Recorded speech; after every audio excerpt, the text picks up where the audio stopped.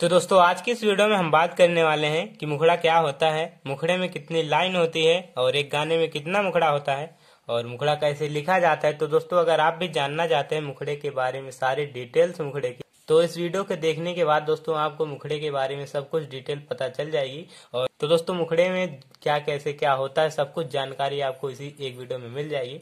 तो एक छोटी सी वीडियो है और आप इस वीडियो को पूरा देखिएगा तभी आपको जानकारी मिल पाएगी दोस्तों।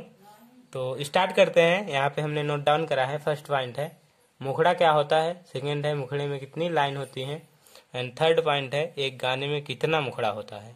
चौथा पॉइंट क्या है हमारा, मुखड़ा कैसे लिखें। तो एक एक टॉपिक को हम कवर करेंगे दोस्तों, एक एक पॉइंट को, और लास्ट में क्या है मुखड़ा कैसे लिखें। तो हम आपको यहाँ पे एक प्रैक्टिकली एक मुखड़ा लिख कर बताएंगे और समझाएंगे भी दोस्तों, जो हमसे बनेगा आपको बताएंगे। तो स्टार्ट करते हैं। फर्स्ट वाला पॉइंट क्या है, मुखड़ा क्या होता है। तो सबसे पहला पॉइंट है कि मुखड़ा क्या होता है। तो भाई लोग मुखड़ा वह होता है जहां से गाने की शुरुआत होती है, मतलब गाना जहां से शुरू होता है दोस्तों उसे ही हम मुखड़ा कहते हैं। आप इसे ऐसे समझ सकते हैं कि मुखड़ा मुखड़ा मतलब मुखड़ा होता है, मुखड़ा इसको इंग्लिश में बोलते हैं फेस, FACE। इसको और क्या बोलते हैं, इसका हिंदी उच्चारण है चेहरा। मतलब चेहरा, हमारे चेहरा जो होता है, चेहरे का मतलब हमारे शरीर का एक पार्ट होता है। उसी प्रकार मुखड़ा भी दोस्तों गाने का एक ऐसा हिस्सा होता है जहां से गाने की शुरुआत होती है और जहां से गाने को गाया जाता है सबसे पहले। तो दोस्तों वही मुखड़ा होता है। तो मैं उम्मीद करता हूँ आपका पहला पॉइंट क्लियर हो गया होगा। उसके बाद सेकेंड क्या है, मुखड़े में कितनी लाइन होती है। तो भाई लोग सेकेंड पॉइंट है मुखड़े में कितनी लाइन होती है। मुखड़े में कम से कम भाई लोग 2 लाइन होती है, कम से कम 2 लाइन होती हैं, और ज़्यादा से ज़्यादा इसमें 4 या 5 लाइन आप लिख सकते हैं। कम से कम 2 और ज़्यादा से ज़्यादा 4-5 लाइनें होती हैं। और अगर गाना डुएट मैटर में है तो थोड़ा सा और भी हो सकती, 5-6 बस, और इससे ज़्यादा नहीं होती लगभग गानों में। तो तीसरा पॉइंट हमारा यहाँ पे है एक गाने में कितना मुखड़ा होता है। 90% गाने में एक मुखड़ा होता है और जो इसमें 10-5% बच रहा है इसमें 2 मुखड़े होते हैं। और किस कंडीशन में 2 मुखड़े होते हैं मैं अभी आपको बताता हूँ। वो कंडीशन ऐसी होती है कि दोस्तों जब गाना डुएट मैटर में होता है तभी आपको उसमें 2 मुखड़े देखने को मिलते हैं। इससे ये भी जरूरी नहीं कि हर डुएट मैटर गाना 2 मुखड़े में हो। हाँ दोस्तों, ये जरूरी नहीं है कि जो भी डुएट मैटर गाना होता है हर गाना 2 मुखड़े में हो। ये आपको किसी किसी गाने में देखने को मिलता है। हाँ दोस्तों, जैसे हमने बताया आपको कम 10% लगभग आपको 10% गाने में दो मुखड़ा मिलेगा, 2 मुखड़ा।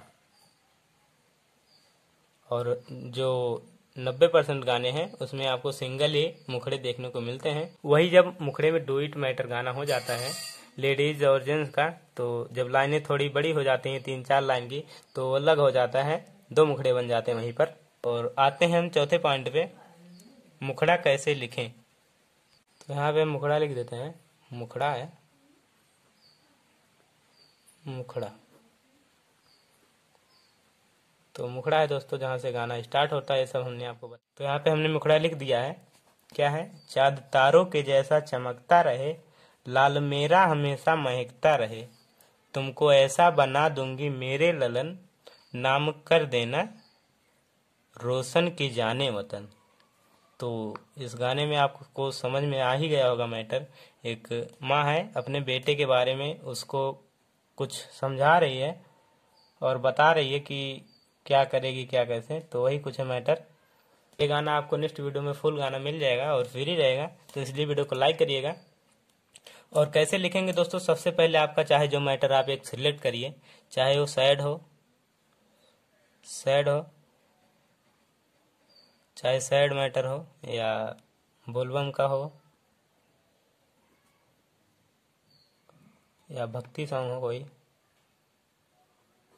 या देशभक्ति हो, कोई से मैटर हो। मेरे कहने का मतलब है कोई भी मैटर आप एक सिलेक्ट कर लीजिए। तो हमारा मैटर कुछ इस प्रकार से है, इसमें माँ और बेटे का मैटर है। और आप अगर लिखना चाहें, सैड सॉन्ग लिखना चाहें या बोलबम का, भक्ति गाना, देशभक्ति गाना, तो आपको उस मैटर के बारे में जानकारी होनी चाहिए, तभी आप लिख पाएंगे।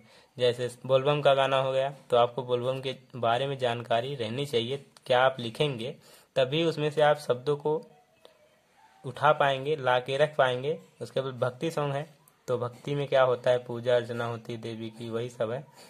और दोस्तों देशभक्ति गाने में आपको ऐसे शब्दों को रखना होता है जो देश के प्रति उनका लगाव हो, उन शब्दों से ऐसे शब्द रखने पड़ते हैं दोस्तों, तभी देशभक्ति सॉन्ग माना जाएगा।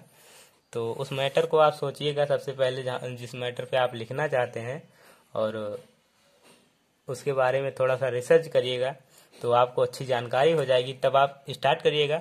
और जब आप लिखना स्टार्ट करें तो आप एक ऐसे जगह पे जाएं जहाँ पे कोई ना हो, एकांत जगह पे जाइए, शांत माहौल में आप वहीं पे ठंडे दिमाग से एकदम सोचिए, फिर लिखिए, तो काफ़ी सरल होगा आपके लिए लिखना गाना।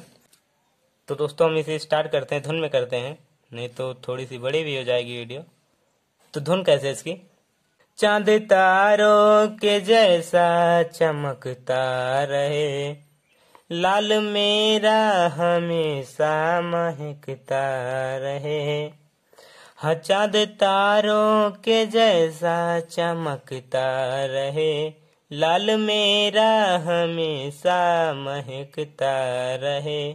तुमको ऐसा बना दूंगी मेरे ललन, तुमको ऐसा बना दूंगी मेरे ललन, नाम कर देना रोशन की जाने वतन, नाम कर देना रोशन की जाने वतन, की जाने वतन।